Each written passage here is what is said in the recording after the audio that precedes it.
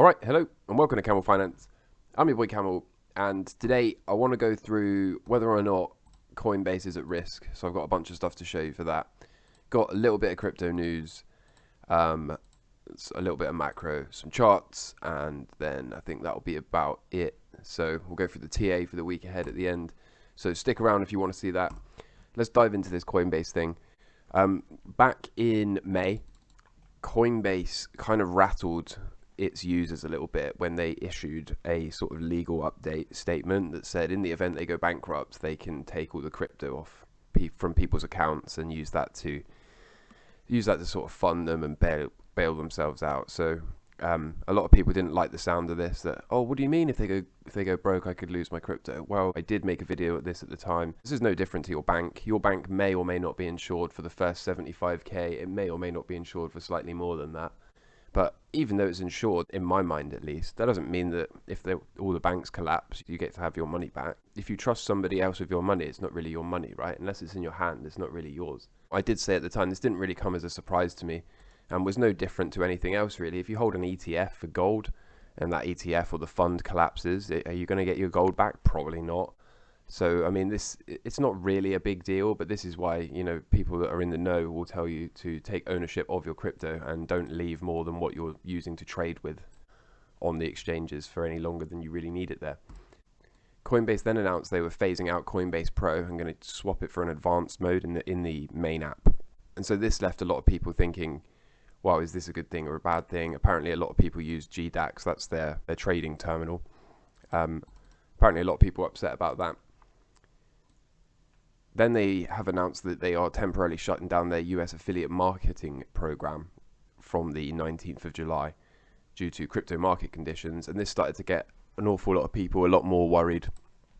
Here it is in the news here. Coinbase suspends affiliate program and leaked emails. And this includes their Coinbase Earn thing, I believe, as well, where you can watch a few videos and get a few dollars worth of crypto for free. There's a good thread here from John Deaton, who is the founder at cryptolaw.us. I'm not going to go through all of this because if you want to read that, you can go and read that in your own time. But I think the crux of it is he doesn't really believe there's a big risk of Coinbase bankruptcy, and he thinks that the industry leaders won't actually allow it. And I tend to agree with him. However, you've got to look at what's happening rather than what people are saying. And what's happening is almost $250 million worth of stablecoins have flown out of Coinbase as the community refutes the exchange liquidity issues.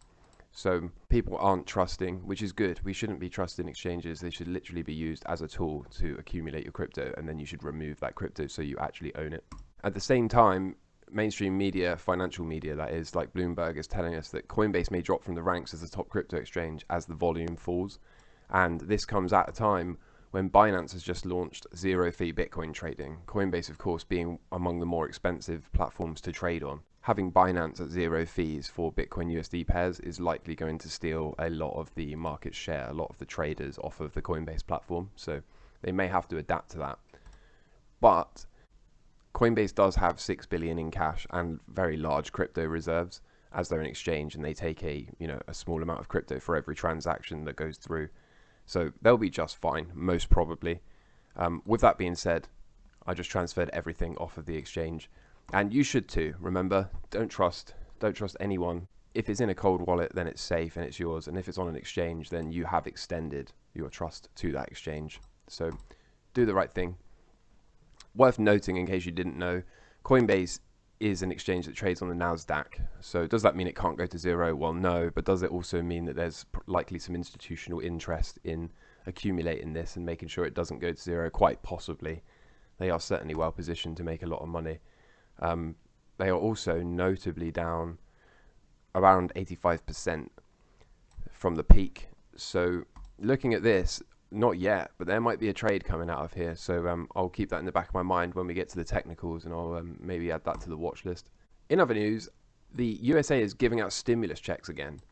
So where do they get them from? Well, of course, they print this fresh money, and that has, of course, historically been very good for the crypto industry and for price appreciation. So we will keep an eye on that. The Lightning Network capacity has just reached a new all-time high again. So this is adoption. This thing is scaling, and it's scaling rather rapidly. We have falling food prices, which is a positive development for the stock market. The correlation between the food prices and the S&P 500 has been increasingly negative lately. So as food prices fall, the S&P has risen and vice versa. And you would think that this is likely because if you're struggling to put meat on the table, then you're not going to be going out and trading the S&P and investing in stocks and shares, right? But as food prices normalize and you end up with a bit more disposable income, then it's likely that some of that disposable income will find its way into the stock market. This, of course, comes at a time when we may well have seen the cycle low or are getting close to having seen the cycle low. So things are all starting to align for a decent risk-on rally, even if it's only a counter-trend move. Bitcoin transfer volume in a lost 50-day moving average is at its highest level since 2014. So you can see here in the yellow, the black being the Bitcoin price. In the yellow, we are at the highest level ever of people selling their Bitcoin at a loss, and that typically only happens right at the bottom, or at least before big pumps, as you can see. So remember, if you're selling your Bitcoin at a loss, you're selling it to someone that is buying it.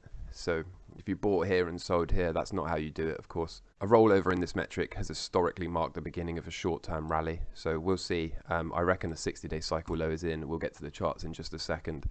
But before we do, tech insiders are loading up. The corporate insider buys 50-day moving average on the XLK is at its highest level since 2011. So you can see here, the insiders, the tech insiders, the big corporate insiders have no problem buying this dip. And in fact, they are buying this at the highest level since way back. This is 2011 back here. So they probably know something, right? So have we got a swing high in place for the Dixie? Is the Dixie going to top out? Nobody knows, but we'll keep an eye on that. The 10-year yield still can't break this resistance. It's not the cleanest of trend lines. Maybe it should look a bit more like this. I'm going to leave it how it was. But this is good. We're not seeing a breakout in yields. We are actually seeing rejection repeatedly at this trend line. So we'll keep an eye on that. Bitcoin, looks like we got a pretty decent cycle low in place. I saw Bob Lucas, who is a cycle wizard. He thinks the cycle low is early at 52 back here, and I've got it at 62. So it'll be interesting to see what happens over the coming weeks. I'm looking for at least a touch of this blue downward sloping trend line, and possibly even getting back up into this 30 range. We'll have to see how that goes, but for now, long and strong out of that swing low. Ethereum leading. It's into big resistance at the moment, but can we come back and flip this into support and then go, hopefully? And also look where we are as well, coming right in for this trend line touch as well. So not much we can do but hold this, let the stop do the worrying. MATIC is breaking out. This is looking really good, isn't it? So this is good strength. Not much we can do apart from hold. I'm probably going to take some of this risk off and move this to here because there's just no need to have excess risk at this point. So but at the moment I've still got my stop down here. I will let you know as and when I change that. Make sure you subscribe, notifications on if you want to see all that. The other things I'm looking at, gold looks like it wants this trend line down here, doesn't it? But we'll have to see. For me, the trigger for the long, I can't really be happy jumping in here until we're above this, unless we get a very clean cut swing low pattern down here. So I'm keeping my eye on that, but at the moment it's not really actionable for me. We've got oil kind of meandering its way down. And speaking of oil, I just saw this, that Saudi Arabia's Crown Prince has announced the country is going to seek to increase its oil production capacity to 13 million barrels a day. So, of course, when they pump more oil, that puts pressure to the downside because the supply has increased. So we shall see what happens, but I'm kind of thinking that we're going to end up going much lower before we can actually get a breakout. However, as and when we can break this trend line, that becomes, for me, an enormous opportunity to long. JD Sports, we've got a daily close look, so long and strong as I indicated. I don't normally like to take weekend risk. If you've been watching the channel, you know I always say this. I won't really take a position on a Friday because I don't like the weekend risk. However, with JD Sports, because I'm in the UK, because JD Sports is highly liquid, I can get a guaranteed stop loss. So even if it gaps all the way down here, I've got a guaranteed stop, so I won't have to pay more than that. And because I'm in the UK and this is a UK traded share, then the charges are free or almost free for me. So there's actually not any weekend risk. Would I have opened a position on gold or a leverage long on the S&P? No, I would not have done that on a Friday. But for JD Sports, that's an exception for me. So I did notify this ahead of time. Long and strong, we'll see. Have to be open to a retest of this line, maybe a bit of wiggle room. Have to be open to getting stopped out and then looking for another breakout. That is not uncommon to see the price action move down, take the stop, and then eventually work its way out and go again. So if that's the case, we'll be looking to re-enter. But for now, long and strong. UKX, look, right on the edge, isn't it? So can't quite break out. Should maybe be adjusting this trend line to the top of here. We'll see about that. But kind of expecting this to break out Monday. If not, perhaps there'll be some sort of scan wick to the downside and then it can go on Monday. But a little bit more patience is going to be rewarded, and I'm pretty sure once we can get a daily close above this trend line, certainly above this level 72.19, then that becomes a long for me, looking for the top of this range, if not higher. So we'll see how that goes. If you found value here today, I'd appreciate if you could drop a like on the video, leave me a comment if you have any questions or anything like that. And if not, I hope you enjoyed your weekend. We got a heat wave coming tomorrow in the UK. It's supposed to be mid-30s, which is highly unusual, and 40s in London. So that's pretty insane.